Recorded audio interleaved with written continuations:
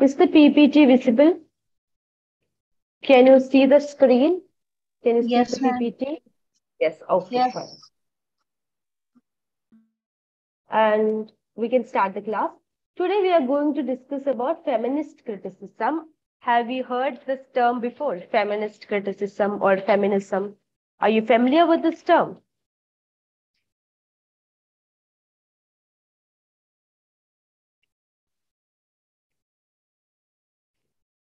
Okay, no response. Anyway, first in this unit, we are going to look into what feminism is and how feminism emerged in literature. Basically, from the literary sense, we are going to analyze the feminist movement and feminist critical theories, feminist criticism and feminist critical theories.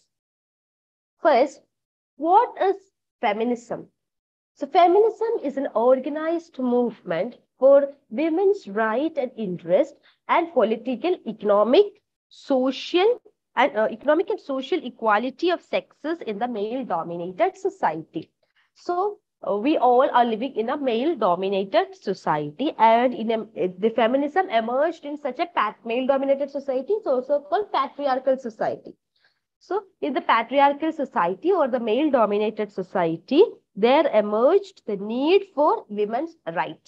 So, it's a movement that is basically aiming at women's right and women's interest in politics, economics, and social areas.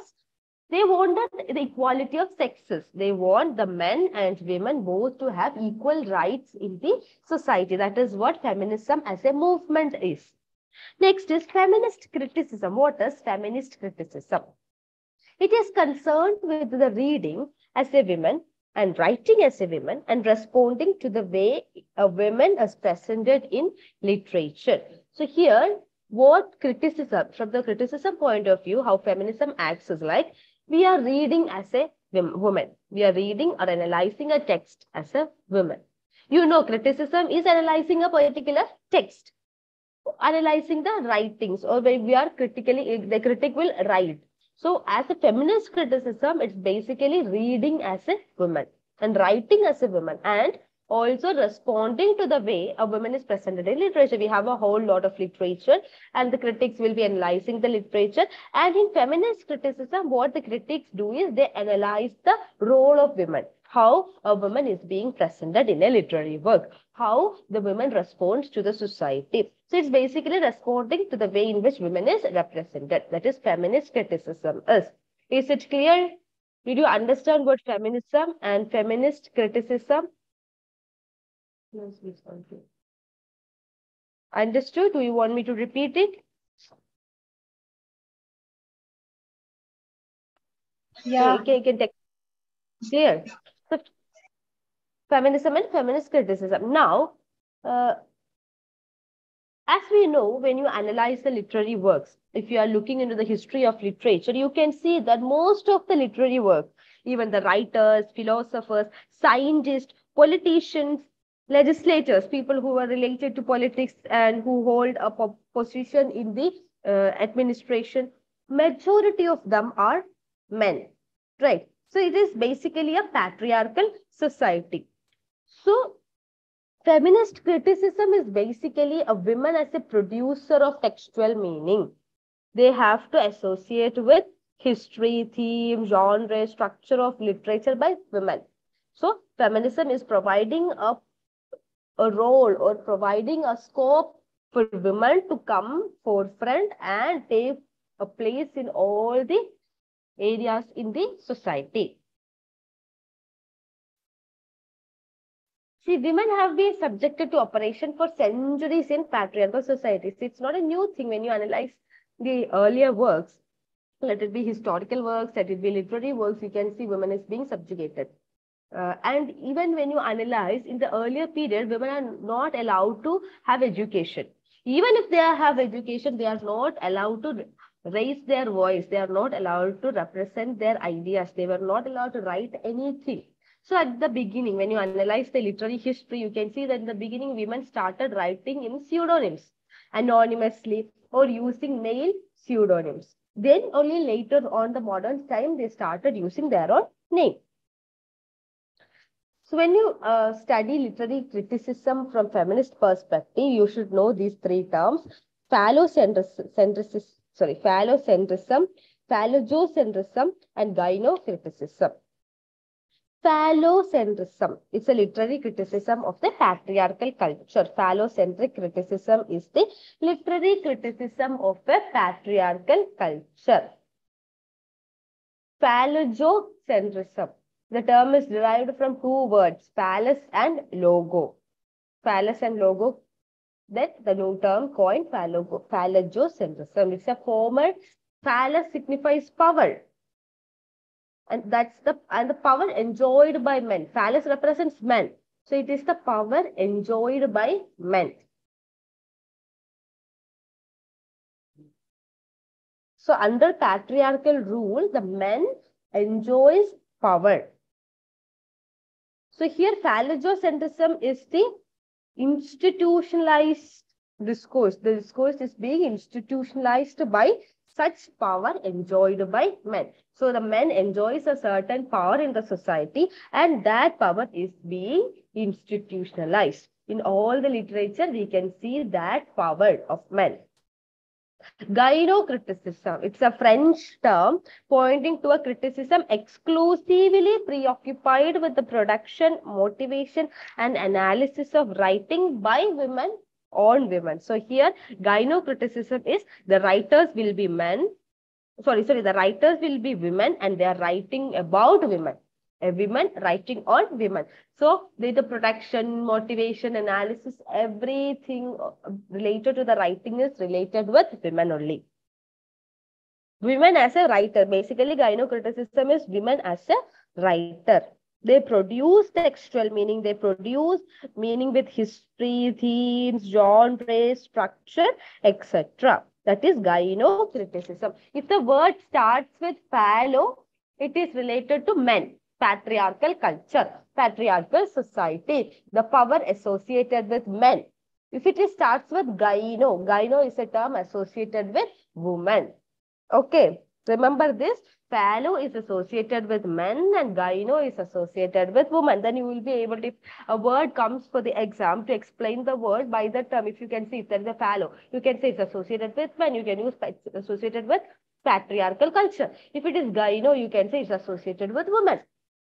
Okay, now there are certain problems in feminist theory. So before the actual emergence of feminism, there are first wave, second wave, third wave, fourth wave of feminism and all. We don't have to go into in depth about that. So earlier, we studied about Freud, right? Freud has a concept about feminism. Freud's theory states that the female sexuality, the sexuality of a woman is shaped by penis envy. And this envy, they have an inferiority. The women have an inferiority towards a man.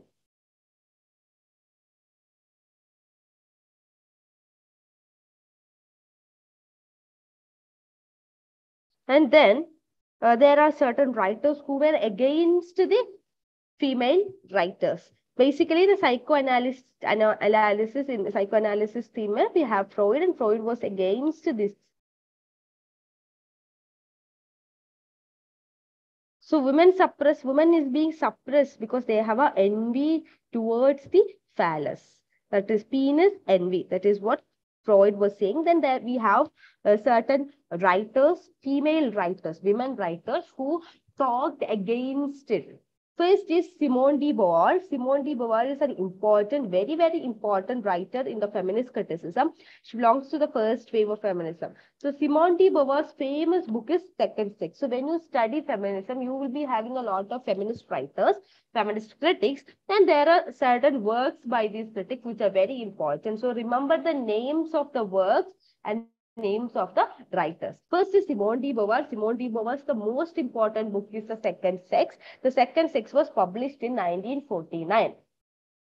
So in the book, she raises some of the fundamental questions of modern feminism. She talks about modern feminism. She asks certain questions about modern feminism. She is said to have proved the theoretical foundation. So in the second sex, we can say that it is Simone de Beauvoir who put foundation for feminist criticism.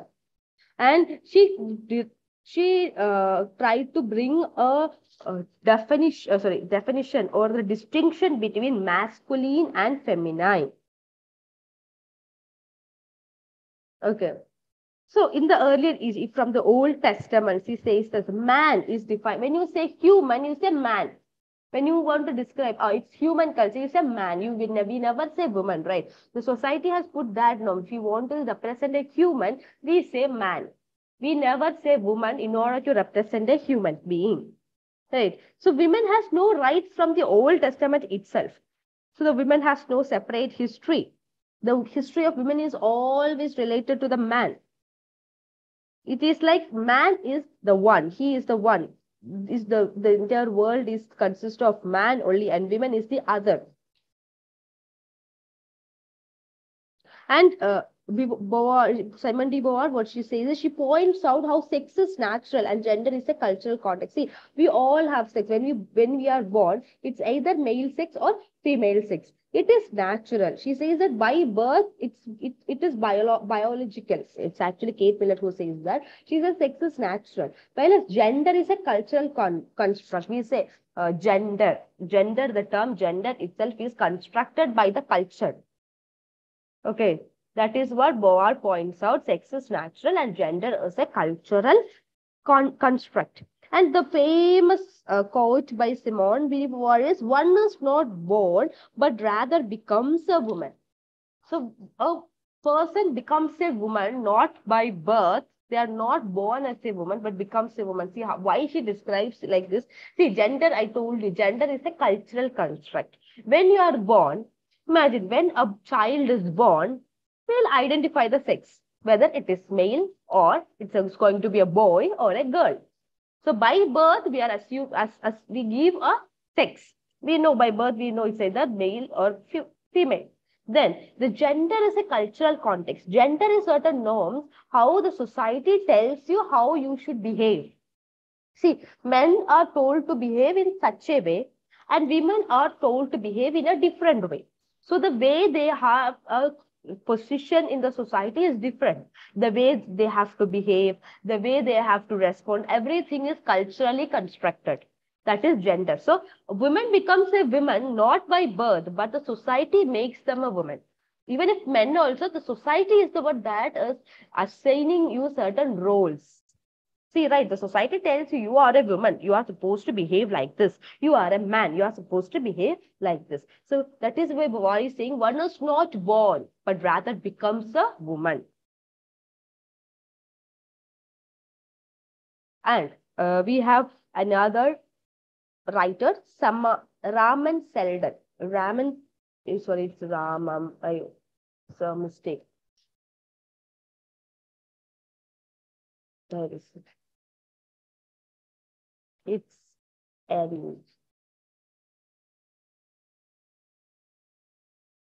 So Raman Selden points out 5 main foci in most discussions of sexual difference. So when you say the sexual difference, the difference being men and women, so they point out, Raman Selden point out 5 main focal points.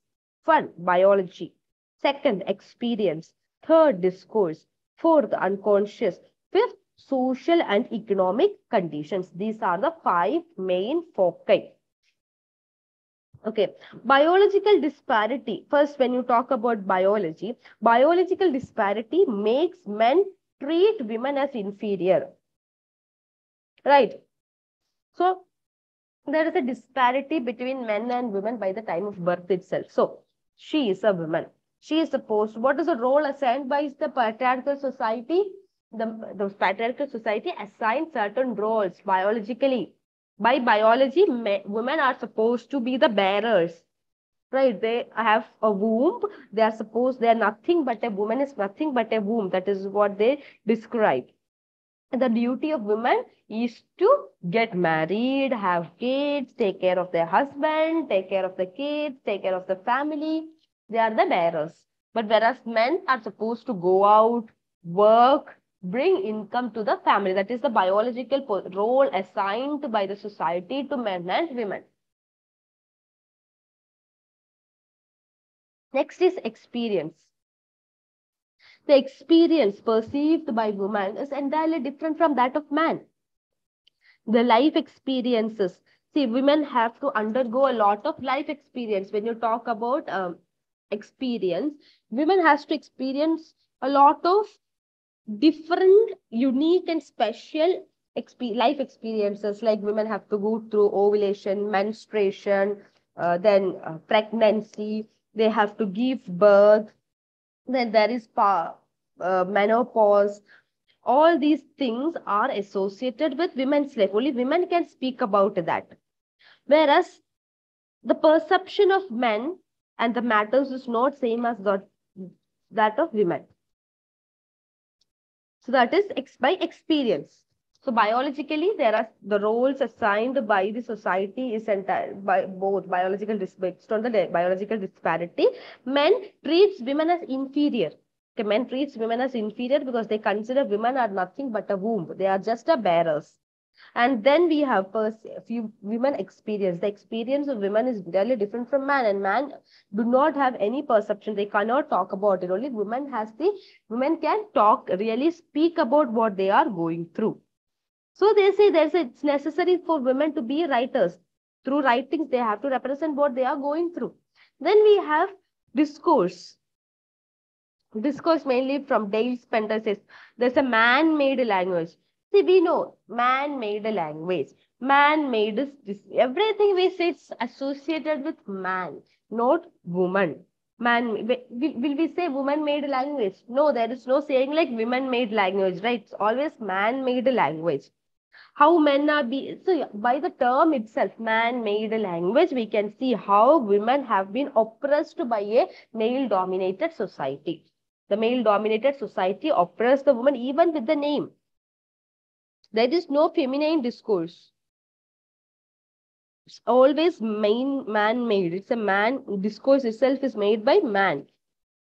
Then we have unconscious psychoanalytical theories of Lacan, Kristeva. We are going to look into the psychoanalytic theories in the coming pages.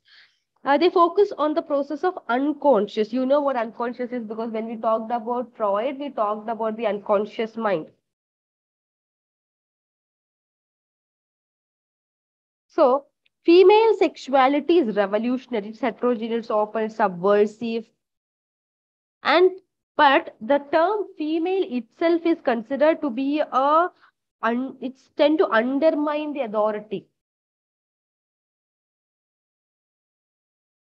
So by the term female, male, so there's an unconscious thought. Okay, female, they are supposed to be suppressed. Female, they don't have a voice. There is no authority for female to have a role in male discourse. Next, we have social and economic condition. So Virginia Woolf, you might be familiar with the term the name Virginia Woolf.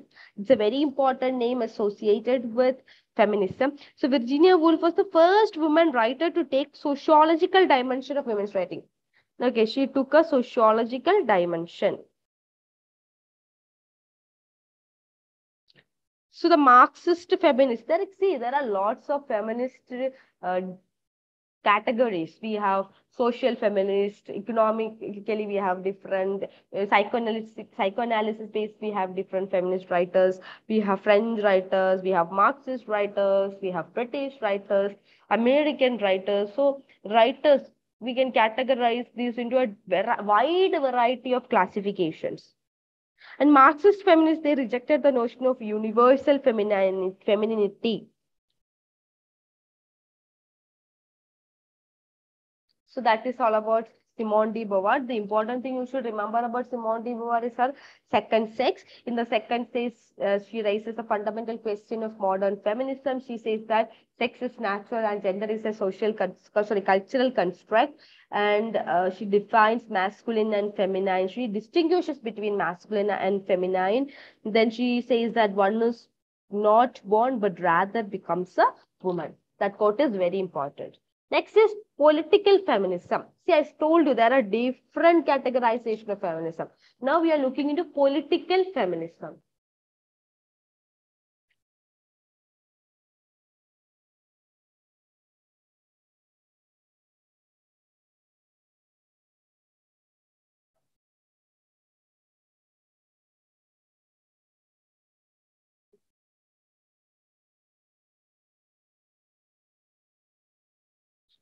Sorry, this is not actually, it's from a different slide. So first, we are going to look into, so political feminism. Political feminism is related to the works of Kate Millet, Germaine Greer, Mary Ellman, shulaimath Firestone, Michelle Barrett. These are the major 5 political feminists. In this, we are going to discuss about Kate Millet, shulaimath Firestone, and Michelle Barrett. We are going to discuss about these 3 writers. First is Kate Millet. Important. Again, I told you, you have to remember the names of the works. Kate Millet's books is Sexual Politics. Kate Millet's famous work is Sexual Politics, published in 1970. And through Sexual Politics, she launched political feminism. So it's Kate Millet who talked mainly about political feminism. She uses the term patriarchy. Patriarchy means rule of father. See, patriarchal society itself is a male-dominated society. Who rules the family?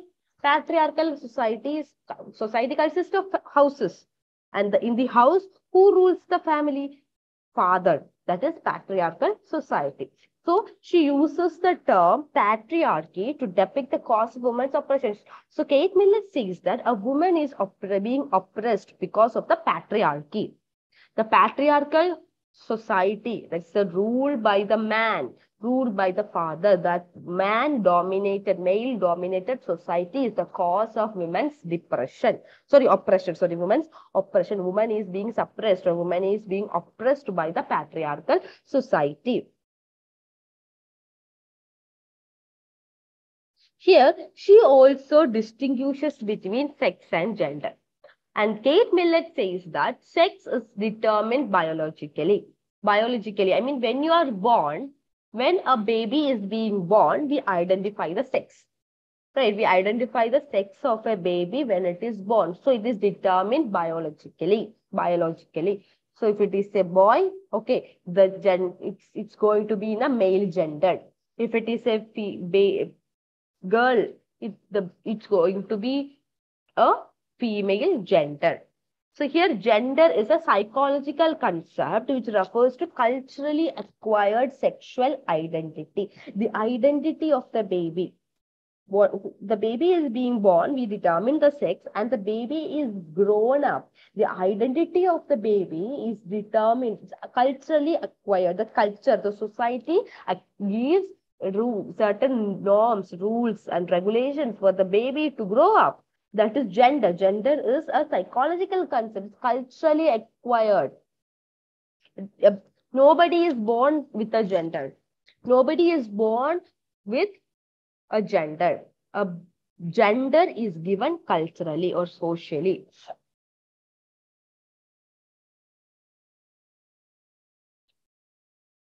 That is what Kate Millet says. This is the main idea by Kate Millet. If you have the textbook, you can look into the text. You have detailed analysis about Kate Millet.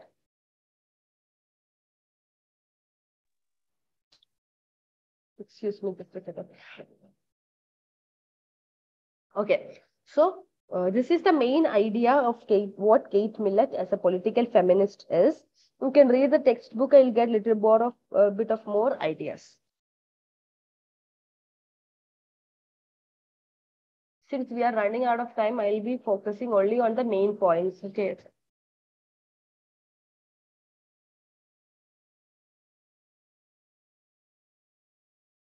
I am audible, right?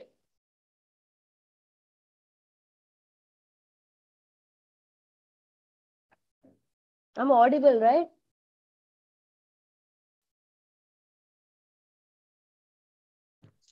Yes, ma'am. Yes, ma'am.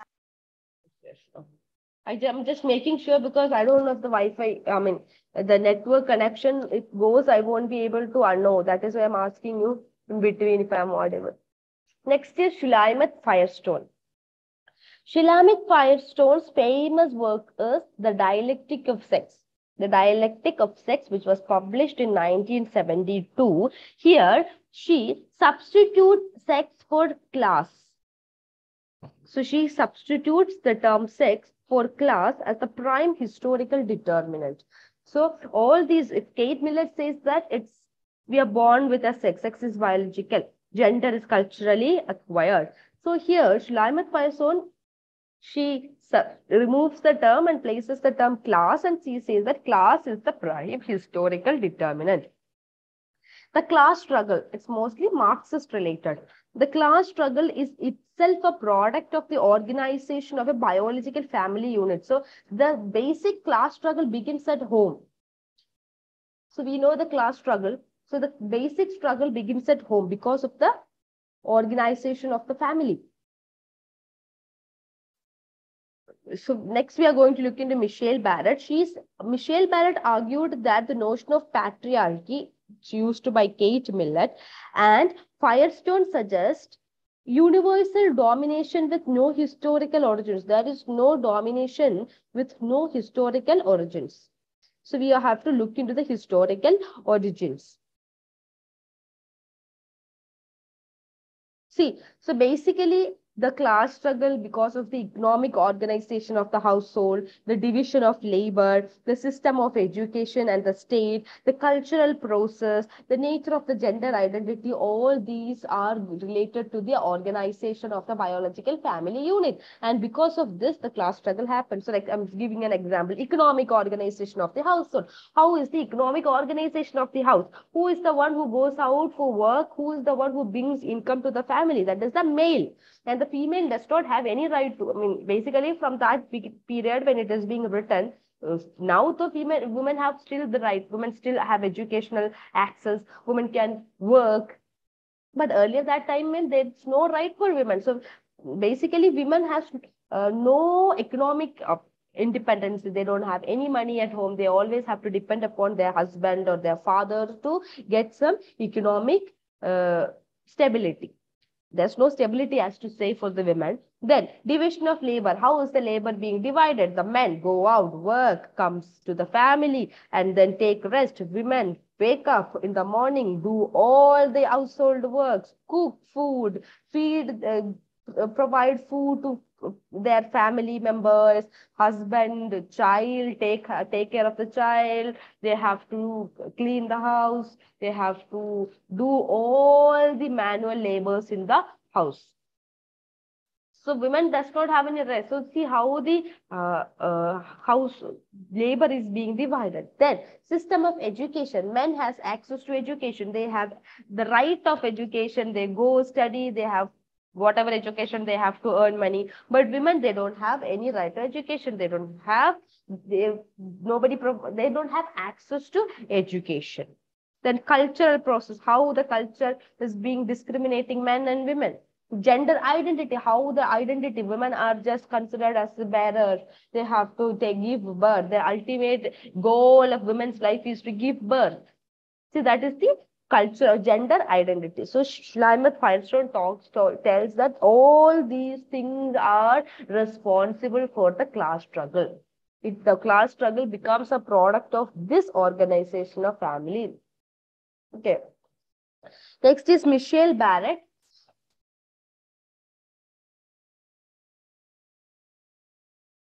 Michelle Barrett's famous essay, Women's Oppression Today, Problems in Marxist Feminist Analysis.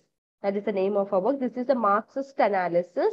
Marxist feminist analysis of gender representation. She analyzed the gender representation from the Marxist feminist point of view. She approves Virginia Woolf's materialist argument that the form and content of the writing of men and women differ because the condition under which men and women produce literature are materially different. So that is the idea by Virginia Woolf. We'll be discussing about Virginia Woolf. So in her room of one's own. So it says that women need a room of her own. They need paper. They need pen to write. So they need materialist argument. So Virginia Woolf argument is a materialist argument. She says men, they need paper, pen, room, tables, etc. And she says that the form and the content of the writing is different from that, different for men and women, because the condition under which the men and women write are different. Men can have proper access to writings. Women does not have. So they are materially different. So Michelle Barrett is approving to Virginia Woolf's idea.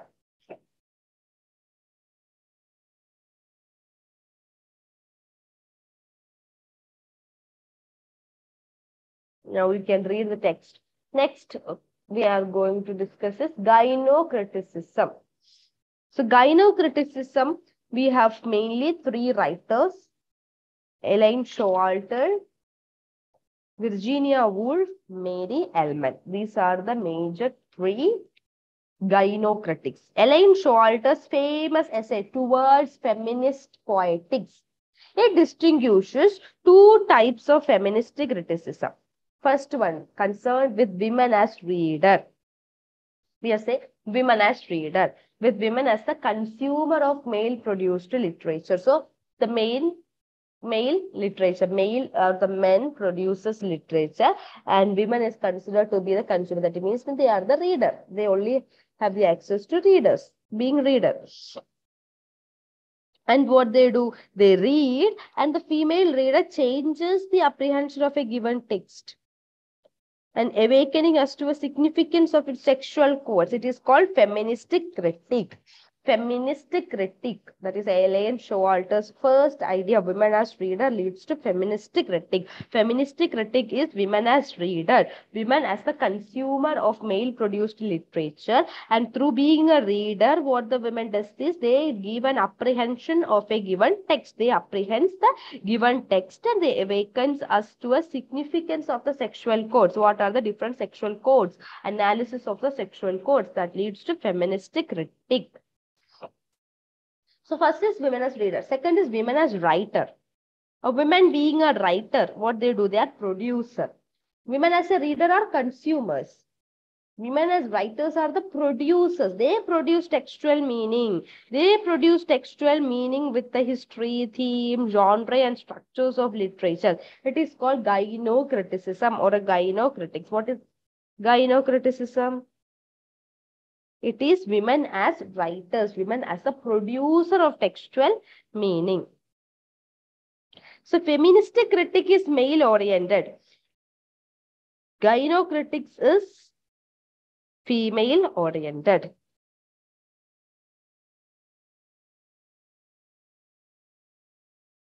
And also Showalter, there's another work by Showalter, a literature of their own, published in 1979. Here what she does is, she gives idea about three phases. First phase is feminine phase. Feminine phase means it's like women writers, they imitate or internalize the dominated male aesthetic. They imitate how men represents. Then the feminist phase, then we are, it's the second phase is radical feminism. That is the suffragette movement, sisterhoods, all comes in the feminist phase. Third phase is female phase, about female writing and female experience. What are the three phases? Next is Virginia Woolf. Virginia Woolf's famous work is A Room of One's Own. See, what did she say in Room of One's Own? She says materialist argument. A woman needs certain materials. See, she says that There are two obstacles in women's career. Women cannot have any career because there are two obstacles. First, she was imprisoned by the ideology that a woman should be the angel of the house. See, women is considered to be the angel of the house. Women creates time and space. She doesn't have any time, right? Women does not have any time or space to write. They have to do all the household chores. They have to do all the works in the home. So they don't have actually any time and space. Secondly, there's a taboo on women, prevented women from telling the truth about their own experience as a body. Women should never represent their body. See, representation of women's body is considered to be vulgar. There is no space. That is still today we can see representation of women's body is considered to be vulgar. And it's no explanation for that, but simply it is not considered to be a good thing. It's considered to be a taboo. So she says that a woman needs a room of her own. They need paper and pen. They need economic independence. So this is what Virginia Woolf says. Then we have Mary Ellman. We are running out of time. Should be a little fast. Mary Ellman's work, Thinking About Women Attacks. Sorry, Thinking About Women. Published in 1968. She attacks phallic criticism. Phallic is associated with men. Here, she is not saying that women should women should identify their experience. Women should not, she's not accepting that women only should represent their female experience. She says that women should represent female independence, not just their experience. They should argue for more. That is what Mary Ellman says. This should be construction, the spirit of construction.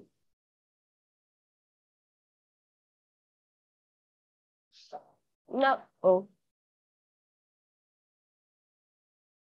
what happened? Next we have French feminist critical theory. In French feminist critical theory, we have Juliette Michel, Lacan, and Helen Sixos. I'm just pronouncing it Helen Sixos. See, French feminist criticism basically emerged from a psychoanalytic point of view. So what Freud says is that Freud says the female has a penis envy. They say a female child sees a male organ. Sees the male organ, recognize herself as female because she lacks penis. A woman lacks penis.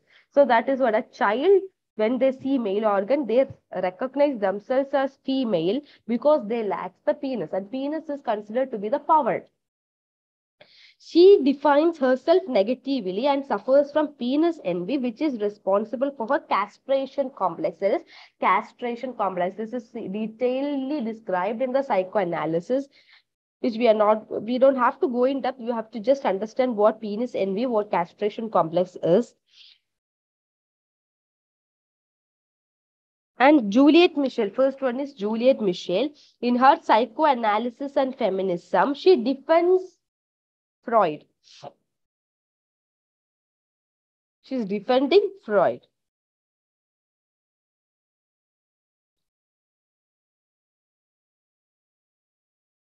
Next, we have Lacan. So basically, Juliette Michel, when you say you have to say what Freud's argument about penis envy is, and Juliette Michel is defending the argument. And then we have Lacan.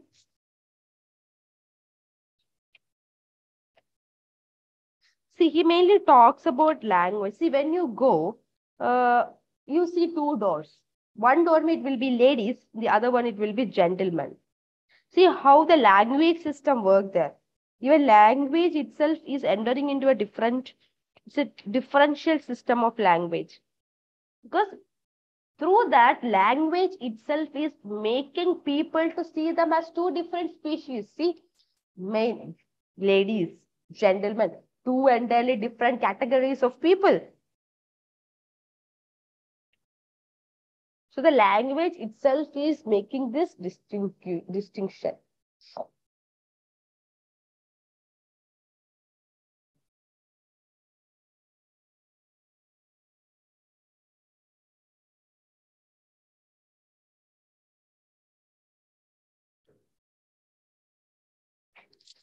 You can read the textbook again.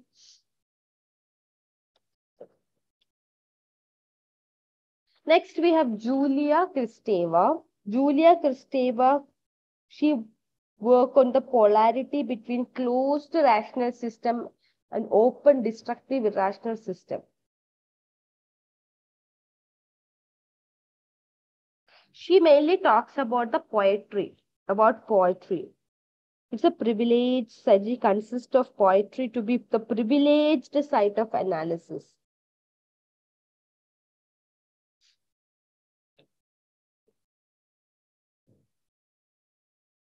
So what Julia Kristeva says is, she says that in literature, in avant-garde literature, the subject, you say it's a subject, it's no longer considered to the source of meaning. Subject is not considered to be the source of meaning, but it is considered to be the site of meaning.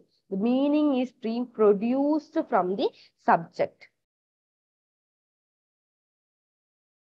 Then she also talks about the drives. Freud talks about the drives experienced by the child in the pre-Oedipal phase. Symbolic.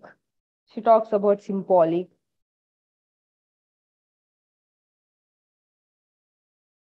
We have law of the father. See, because uh, we have man and woman, right? And there's Oedipal complex.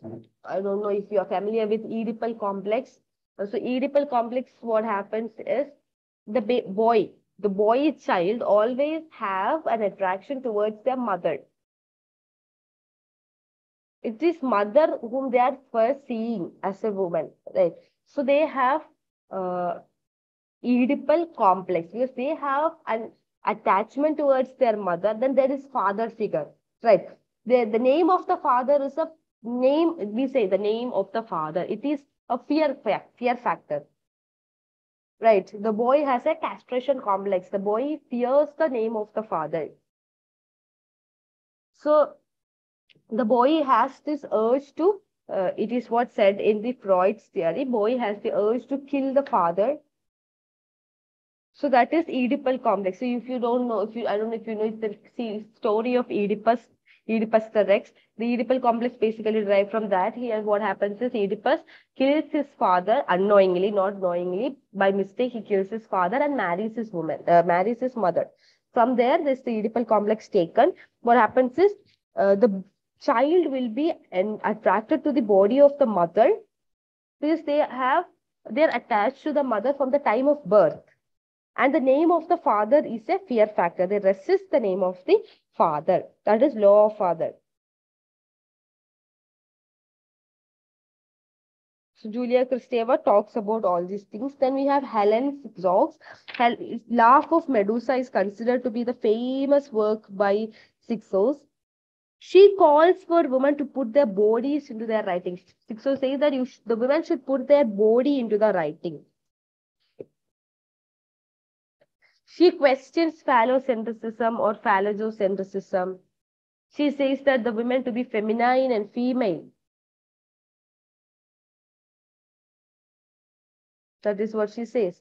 The women writers should be they should inherit their feminine or female qualities. They should not follow the phallocentric writings. That is what she says. You can read the text. So I'm just rushing because I'm just saying the important points. I'm not going in depth in the text. I'm not going to go in detail because we don't have time. You should read the textbook. Okay. So I'm just giving you the points. With these points, you have to read the textbook and understand what it is. So that is all about feminism. So in the feminism, we talked about different writers. Remember the name of the writers. We talked about Simone de Beauvoir, Kate Miller, Shulamit Firestone, Michelle Barrett, Elaine Showalter, Virginia Woolf, Mary Ellman, Juliet Michel, Jacques Lacan, Julia Kristeva, Helena Sixox. These are the major feminist writers.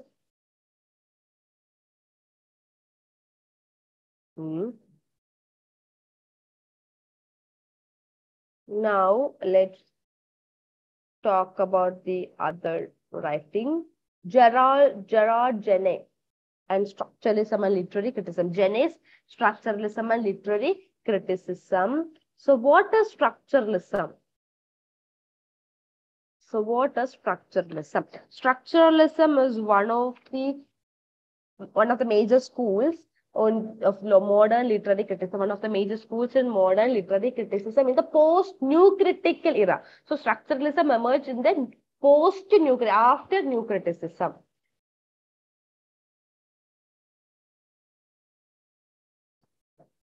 Structuralism. What do you mean by structure? Here, the critics, what they're doing is they're analyzing the structure of the text. Analyzing the structure, how the structure is. The prominent structuralists are Claude Lévi-Strauss from anthropology, Jane Piaget from psychology, Francois Jacob in biology, Ferdinand de Saussure and Roman Jacobson in linguistics. Lévi-Strauss, Saussure and Jacobson are the important figures which we are going to focus on. One of the major development of structuralism is semiology or semiotics, science of science. We are talking about science. What are science? How science are being taught in a literary work.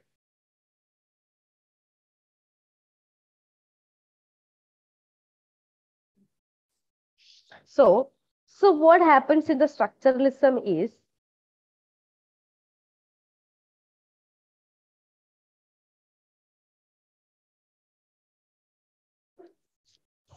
see, I talked about science. So they consider, the structuralist considered semiology or semiotics, science of science. So science, what they consider is, human language is not only the system of, we consider language to be a system of communication. We use language for basically for communication. But here they say that it is not only system of communication or science. It is only one system of signification besides other communicative acts. See, through communication, we have other than language, through dress, through music, through paint, through dance, through style of clothing, through body language, through images, we can communicate through all these mediums. So it is not just the language that is the medium of communication, but language is only one system of signification. We can signify something only through language. We can't signify through anything other than language.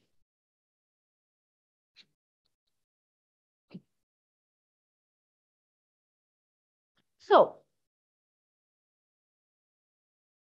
what the structuralists do is they analyze the structure of the text, underlying structures of a text.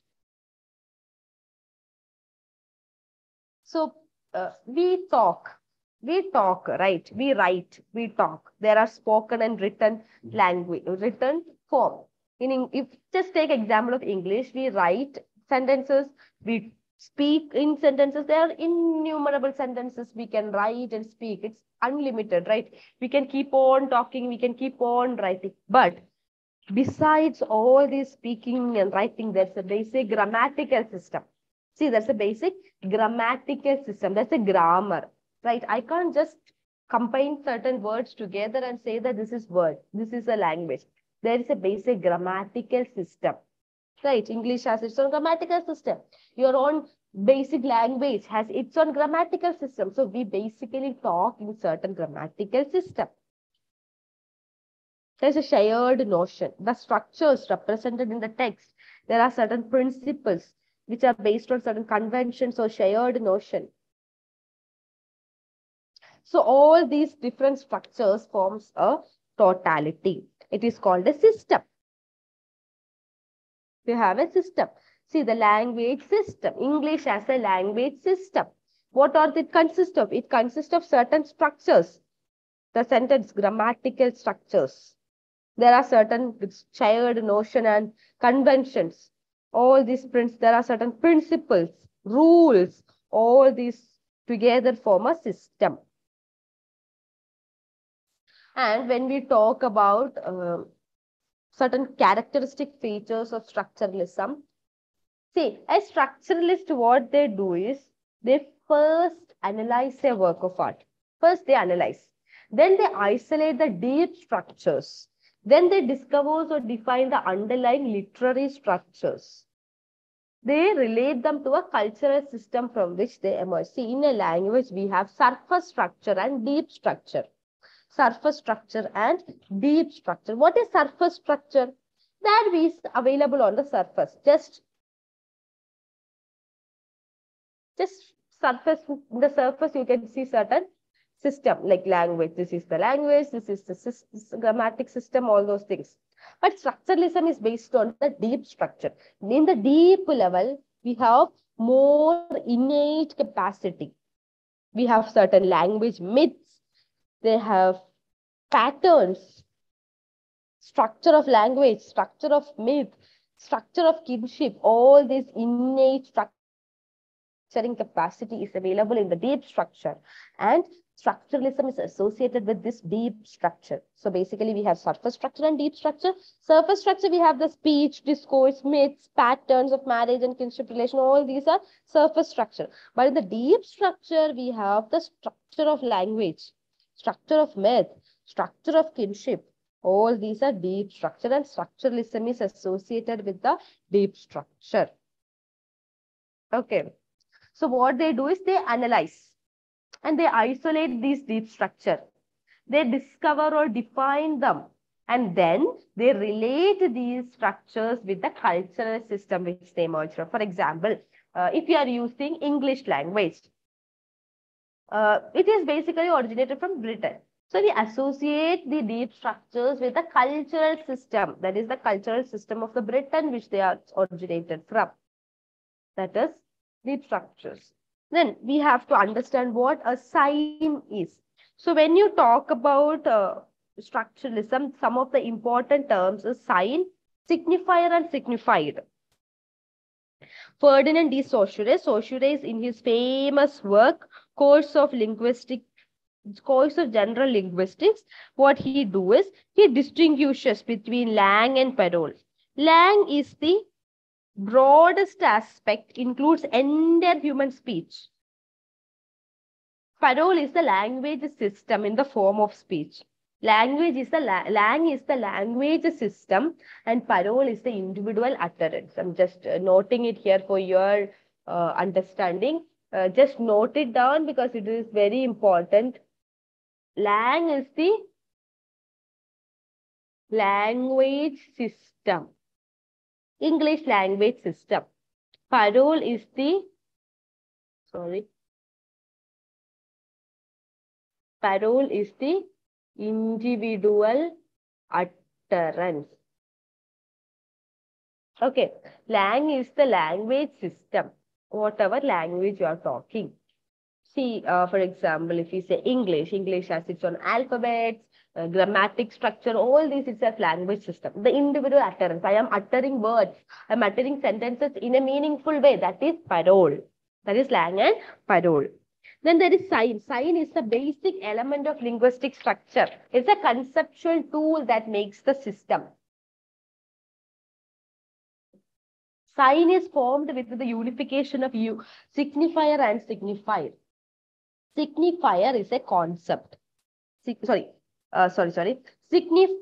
is a concept and signifier is the sound image. See, I am telling you rose. When I say the word rose, you are create an image in your mind, right? A sound image is created by rose, R-O-S-E by itself.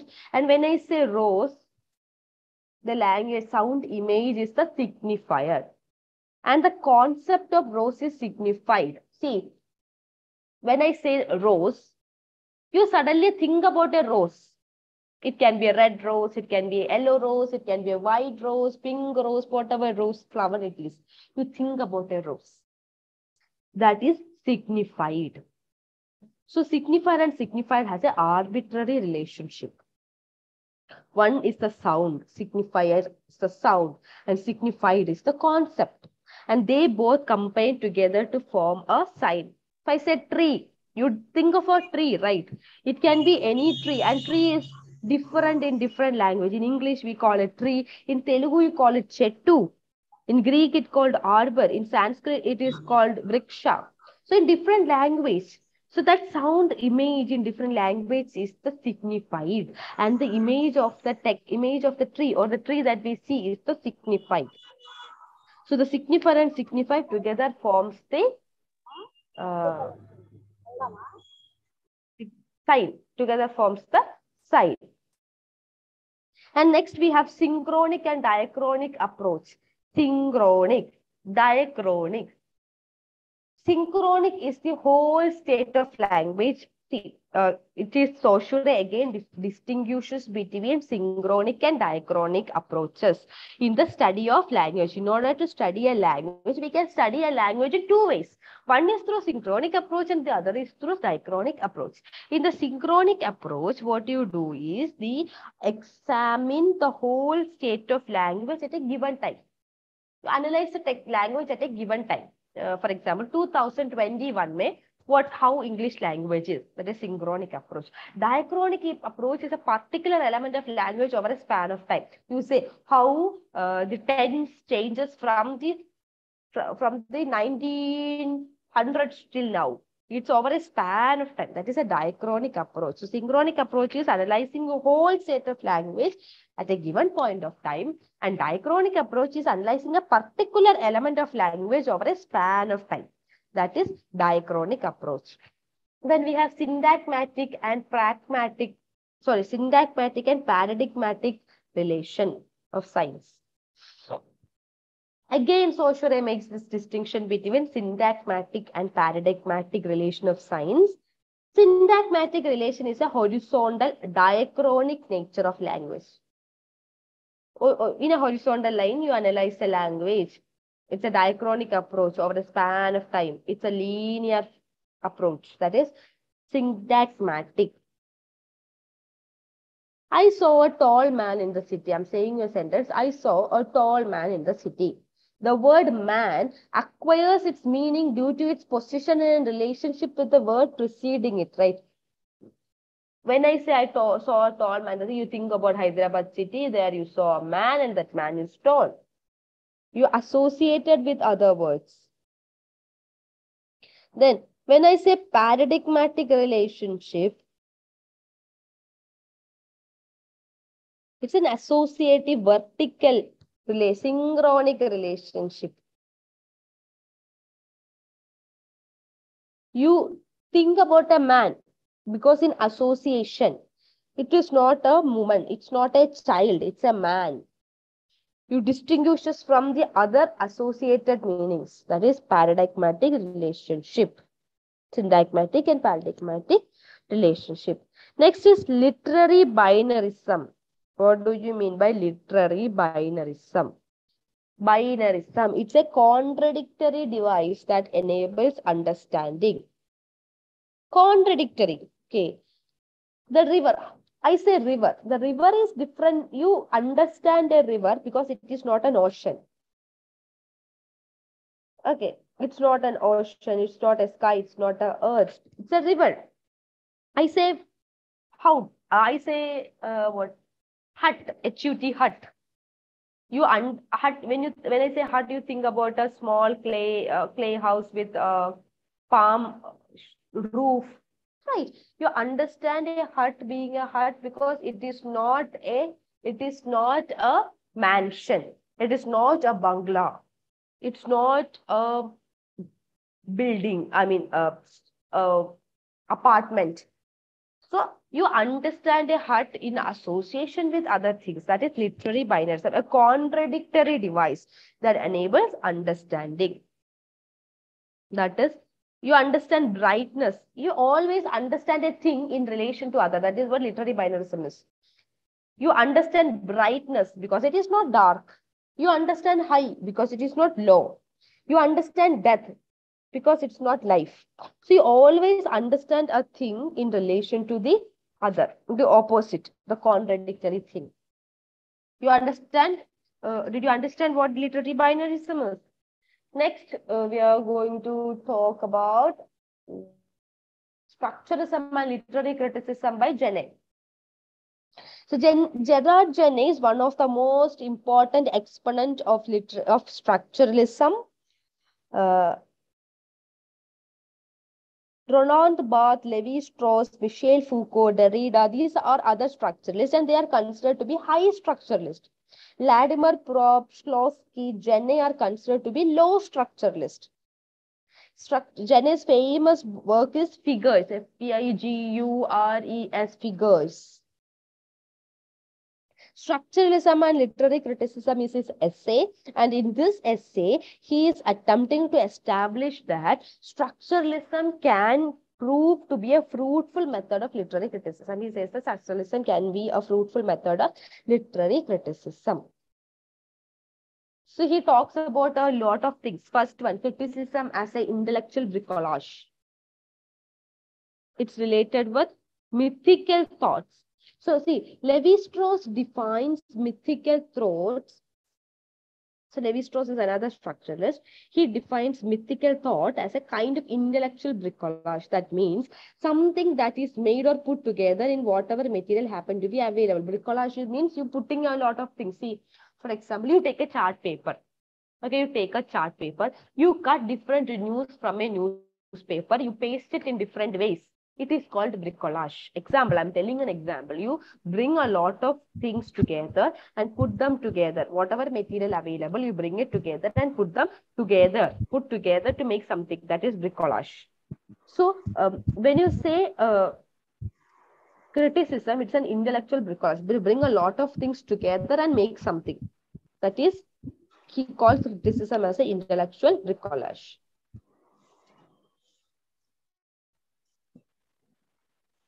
You construct, you make a criticism by bringing in different elements from the text. That is what he talks about. Then, literary language, there are code and there are mean message in a text. So there are a lot of linguistic materials. There are sound, forms, words, sentences in a text. All these have its own message or a code.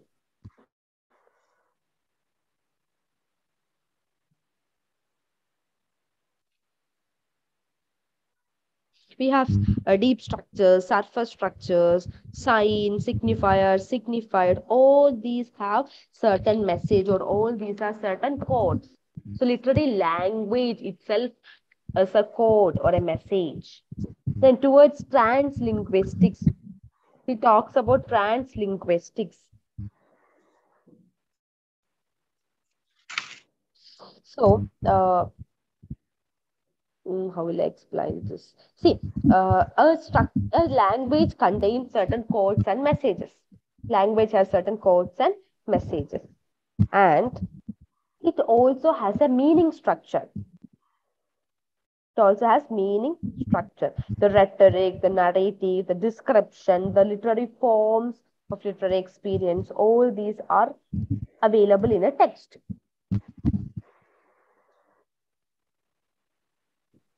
Okay. Then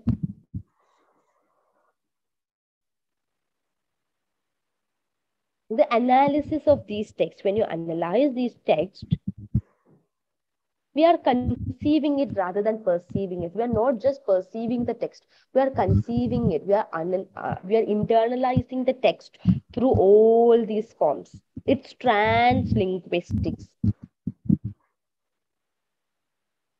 Did you understand?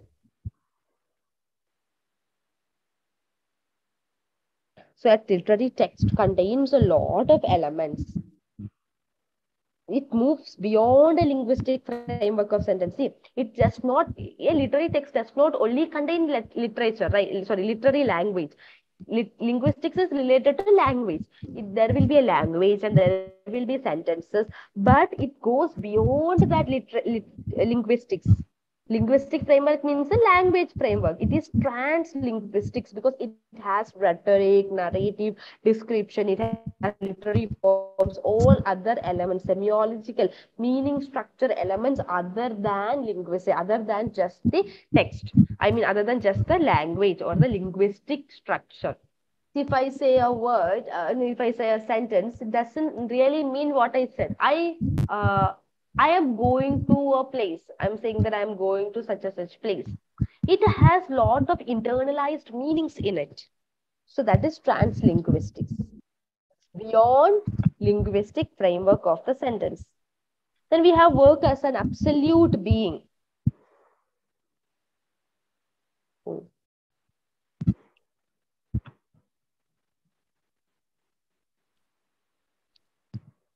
So what is this? Absolute being. So when we look into the text, there are different elements, right? So in even like I have already talked about new criticism, how in new criticism there is only internal factors. They do not give importance to the external factors. Similarly, structuralism also, like new criticism, they abandon the external factors like psychological, sociological elements, biography of the writer. All these are being abandoned. You only look into the text as a text. They consider the text as an absolute being independent of the external factors.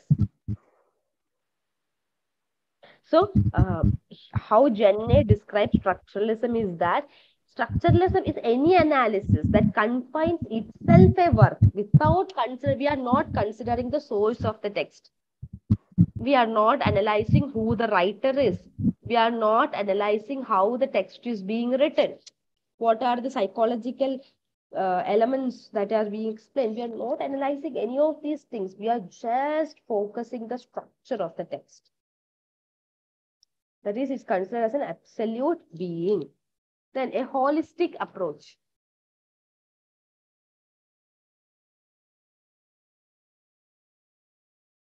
It's considered to be a holistic approach. They also are against psychoanalysis or Marxism. They make an internal reduction.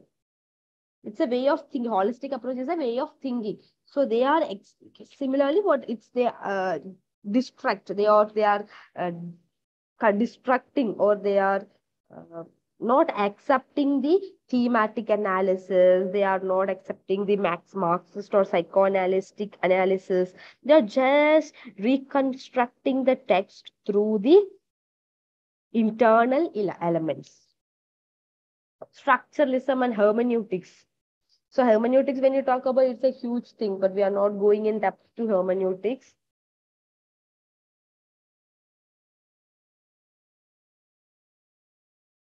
So, in simple terms, the goal of criticism, according to Gyno, the goal of criticism is to arrive at an intimate knowledge of a criticized area. We are arriving at an intimate knowledge. There's a re-feeling, rethinking, reimagining from the interior. So when you read a text, imagine you all to be a critic. When you read a text, we are re-feeling whatever the writer is saying. We are rethinking it. We are imagining it again from the interior elements that is available. So we must avoid attacking an object. The personality of the writer is considered as an other. The work, we are considering the work as the thing and the writer as an other. The writer has no role after writing the text. So we have certain writers like George Follett, Paul Ricoeur, Dilthey. They belong to the school of hermeneutics. So Gyno says that there's a relationship between structuralism and hermeneutics. So in hermeneutics involves subjective resumption of meaning and internal recreation. They are recreating the text internally. They are assuming the meaning, subjective. Hermeneutic criticism that talks about work in terms of significance and interior recreation. The structural criticism, see, in structuralism, what we do is we stay away from the subjective. We are not saying what the subjective is, but hermeneutic criticism, what they do is they talk about significance, what this signify, and they are trying to recreate that. That is what hermeneutics do. They are recreating the significance. That is a simple way I can explain it. Then we have synchronic study of literature. Synchronic study of literature, what they do is, Jenna is talking about synchronic study. You know what synchronic study is, right? Synchronic study is studying a particular. What is synchronic? I don't think you remember.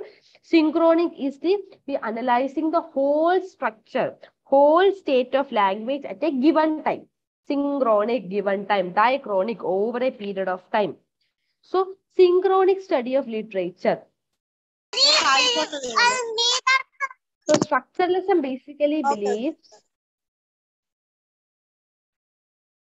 structuralism basically is a synchronic approach. Genesis says structuralism is a synchronic approach rather than a diachronic approach. What they do is they cut the language into various stages and compare it. They take a small period of time, they analyze the text. Again, they take a small period of time, they analyze it. Then they compare it. That is what structuralism do. They are not analyzing the overall evolution of literature, but they are dividing it into period and taking each period and analyzing it. That is the synchronic approach, how the structuralists do. And there are certain limitations also.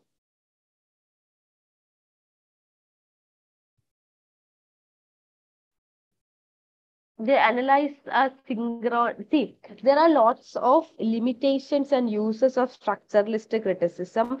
It's not that very important. It's a very small piece. You can read the text and understand. But still, I'll give you a small idea. There's a formalist fallacy.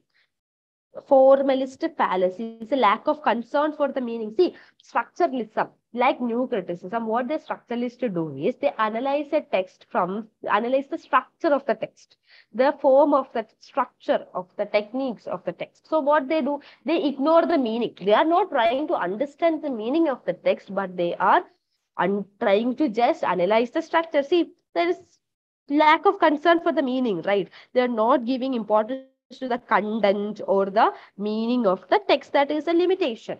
They are not understanding the aesthetic beauty of a literary work.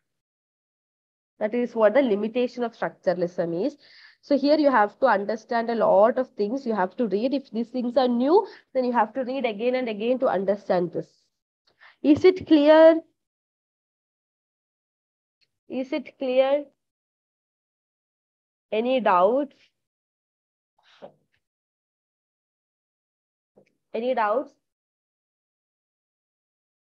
See, I know this is a very difficult topic, especially structuralism is very vast and very complex, very difficult to study. But with these points, what I said, just read the textbook, read 2-3 times, then you will understand the basic concept.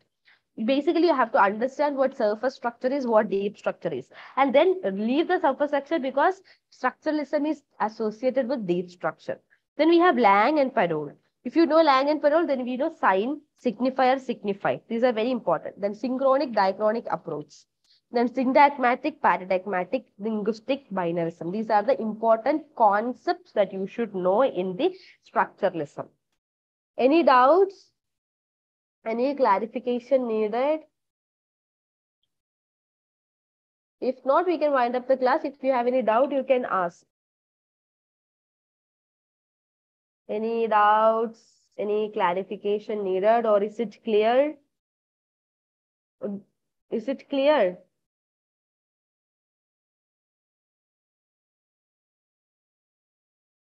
Can we wind up the class then? If you don't have any doubts, we can wind up the class. Yes? I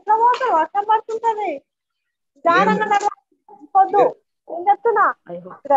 Just not. Any doubts? No, ma'am.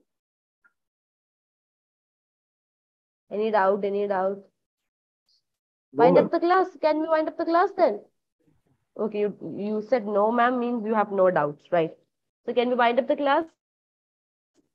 We can meet next week. We have one more day, right? So we have 6 more units. I hope we can finish it in the next class because the last block 5, interpretation of literature, we are just going to run through it because you know the basics. You know what a poetry is, you know what a drama is, you know what a novel is, you know what a short story. So we just analyze the important elements and we'll go through it. And then we have uh, this also, Indian aesthetics. So can we wind up the class? Nobody's saying Okay, you don't madam. want to go. Okay, ma'am. Okay. Okay, then see you in next week. Bye. Thank you. Thank you, madam. Thank you, madam.